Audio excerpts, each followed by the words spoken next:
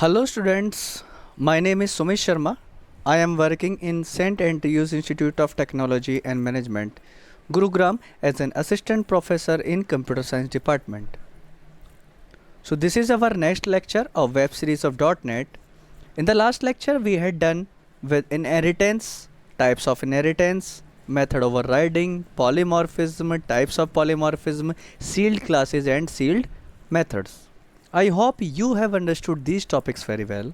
Now, today we will discuss about abstract class, abstract members, abstract methods, exception handling, interface and automatic memory management system in C#. Let me start with the first topic of today's session is abstract class. So what is abstract class? Basically, abstraction in C# is the process to hide the internal details and showing only the functionality.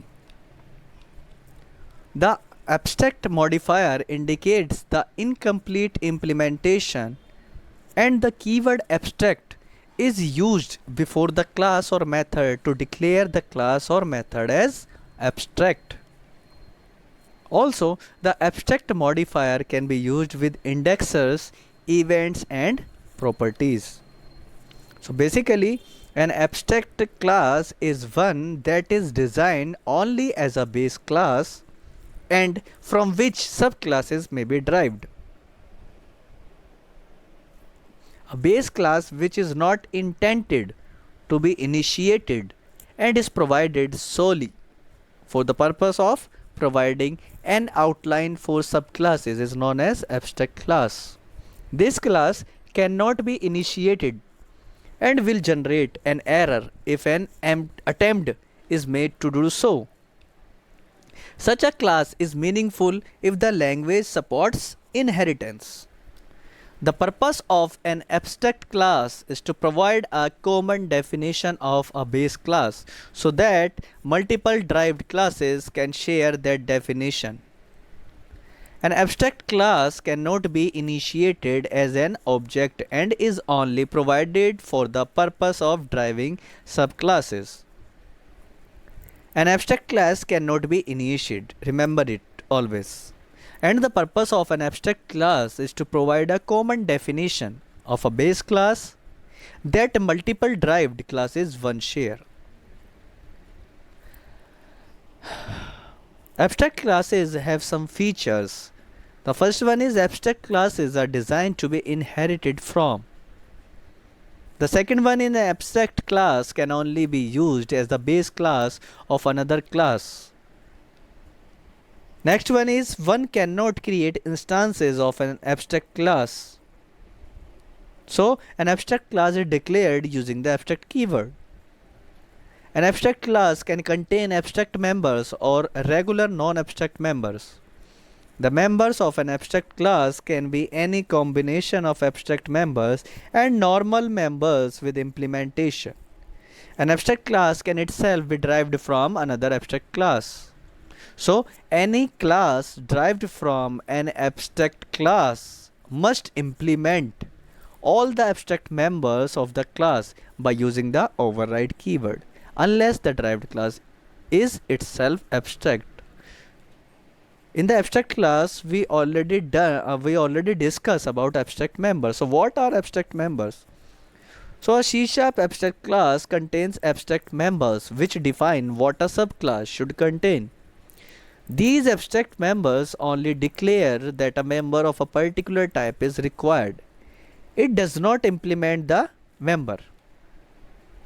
Implementation of abstract members take place within the derived class. And a subclass which derives from an abstract class and fails to implement abstract methods will fail to compile. Now the next topic is abstract method. So a method which is declared abstract has no body and declared inside the abstract class only. When a method declaration includes the keyword abstract, the method is said to be an abstract method. An abstract method does not have an implementation and must be overridden in any non-subtract derived class. So abstract methods have no implementation. So the method definition is followed by a semicolon. Semicolon work as terminator instead of a normal method block. So derived classes of the abstract class must implement all abstraction methods. When an abstract class inherits a virtual method from a base class, the abstract class can override the virtual method with an abstract method. Abstract method also have some features like an abstract method is implicitly a virtual method. So abstract method declarations are permitted only in abstract classes. Because an abstract method declaration provides no actual implementation. There is no method body. The method declaration simple ends with a semicolon and there are no braces, means curly braces following the signature. The implementation is provided by an overriding method which is a member of a non-abstract class. It is an error to use the static, virtual, private or override keyword is an abstract method declaration. Now, to understand about the exceptional handling, first of all we know about what is exception. So exception is a notification that something interrupts the normal program execution. Something interruption in the program execution is called exception. So basically exceptions provide a programming pattern for detecting and reacting to unexpected events. When an exception arises, the state of the program is saved. The normal flow is interrupted and the control is passed to an exception handler. So exceptions are raised or thrown by programming code that must send a signal to the executing program about an error or an unusual situation. Basically in C#, exception is a class in the system namespace. We already discussed about the namespaces. An object of an exception describes the exceptional conditions occurred in a code. That means we are catching an exception, creating an object of it and then throwing it. Now we are discussing about exception handling. Exception handling is a mechanism which allows exceptions to be thrown and cuffed. This mechanism is provided internally by the CLR. In the first unit, we already discussed in detail about CLR, CLS, CTS. So now this mechanism is provided internally by the CLR and the CLR stands for Common Language Runtime. The parts of the exception handling infrastructure are the language construct in C# for throwing and catching exceptions. CLR takes care to propagate each exception to the code that can handle it. Exception handling means to handle the exceptions in a systematic manner, and exception handling enables to create applications that can handle exception. In many cases, allowing a program to continue executing as if no problems were encountered. Basically, exception handling have some mechanism and involves some elements like code that might encounter an exception should be enclosed in a try block. Okay, exceptions are cuffed in a catch block. An exception object is passed as a parameter to catch. The data type of the execution object is system.exceptions or a drive type. One may have multiple catch blocks. One match is based on the data type of the execution object. An optimal finally cause contains that will be executed whether or not an exception is encountered. In the called method, an exception is raised through a through statement. Now, if I'm talking about exception flow of control, basically C# provides three keywords: try, catch and finally to do exception handling. So in further slides we are talking about in detail about the try, catch and finally.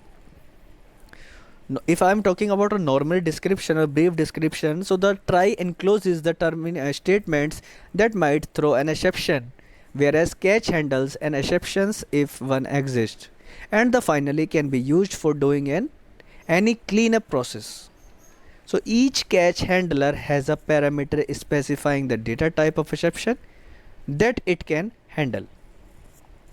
The exceptions data type can be system.exception or a class ultimately derived from it. If any exception occurs inside the try block, the control transfers to the appropriate catch block and later to the finally block. But in C#, both catch and finally blocks are optional. The try block can exist either with one or more catch blocks or a finally block, or with both catch and finally blocks.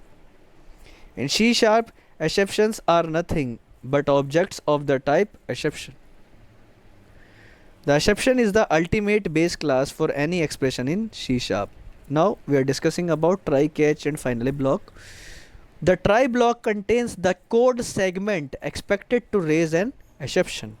So this block is executed until an exception is thrown. The catch block contains the exception handler. This block catches the exception and executes the code written within the block. And what about the finally block? So the finally block is used to do all the cleanup code. Means the finally block does not support the error message, but all the code contained in the finally block is executed after the exception is raised. One can use this block along with try, catch and only with catch too. The finally block is executed even if the error is raised. Control is always passed to the finally block regardless of how the try block exists. So if I am talking about the mechanism of exceptional handling, so how exceptional handling mechanism is useful than the normal error checking codes? So the C# language exceptional handling features provide a way to deal with any unexpected or exceptional situations that arise while a program is running. C# provides an exception handling mechanism that can be used for reporting and handling errors. Exception handling is useful because it makes it easy to separate the error handling code from the code written to handle the rest of the program.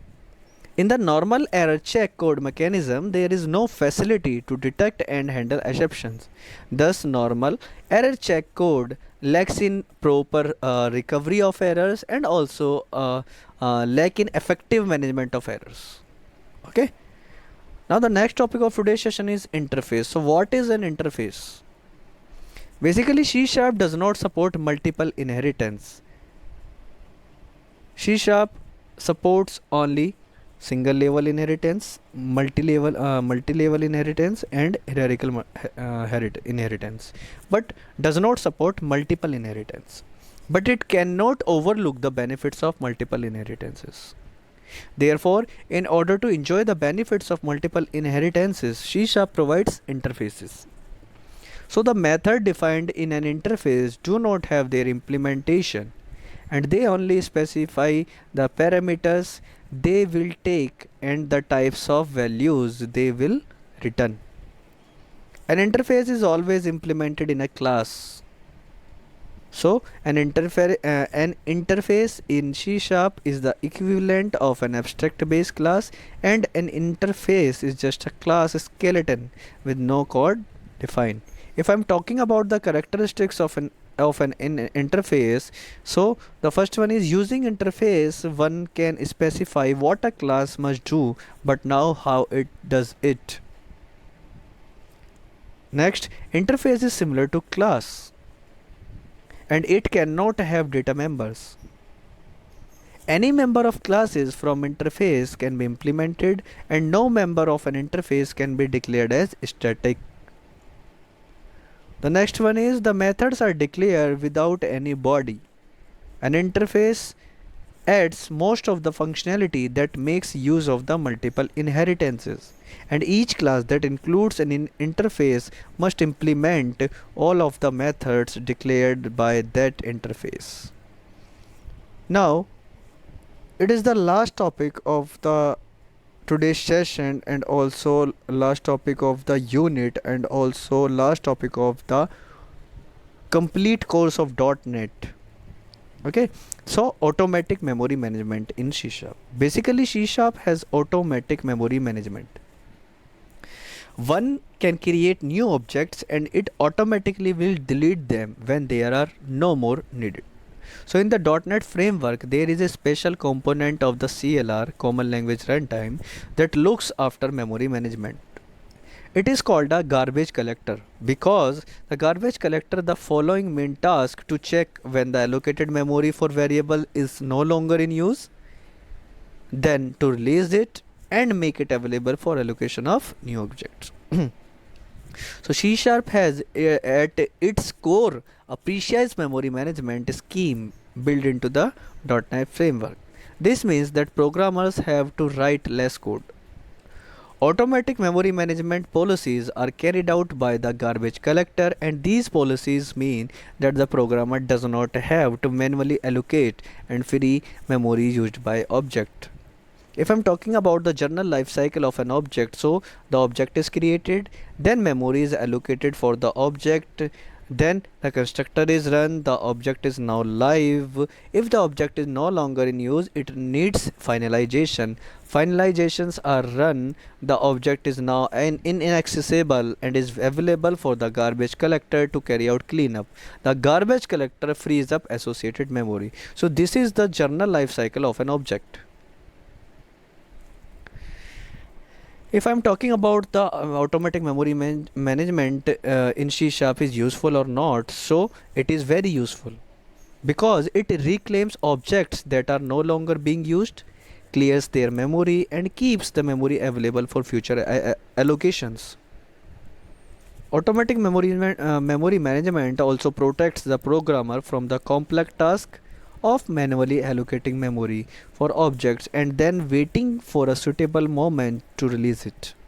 This significantly increases the developer productivity and the quality of the programs written in C#.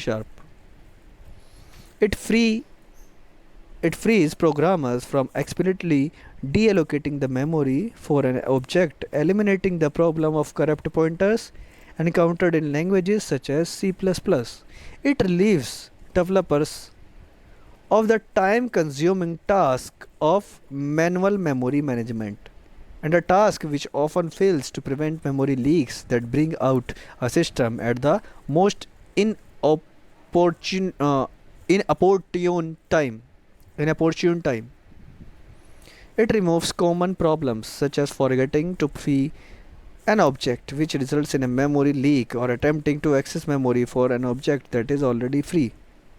If I'm talking about the advanced features of C#, basically interfaces, arrays, indexer, handling exception, delegates, event, these are the advanced features of C#. So now I am going to provide you some important question based on today's topic so that you will get an idea then which type of question come in university exam from this topic. And the first question is, what is an abstract class and abstract method? The next one is explain exceptional handling. Third one is explain interface and its characteristics, and the last one is explain automatic memory management in C#. So this is the end of the today's session and also end of unit 4. So thank you so much for watching my video. Have a nice day.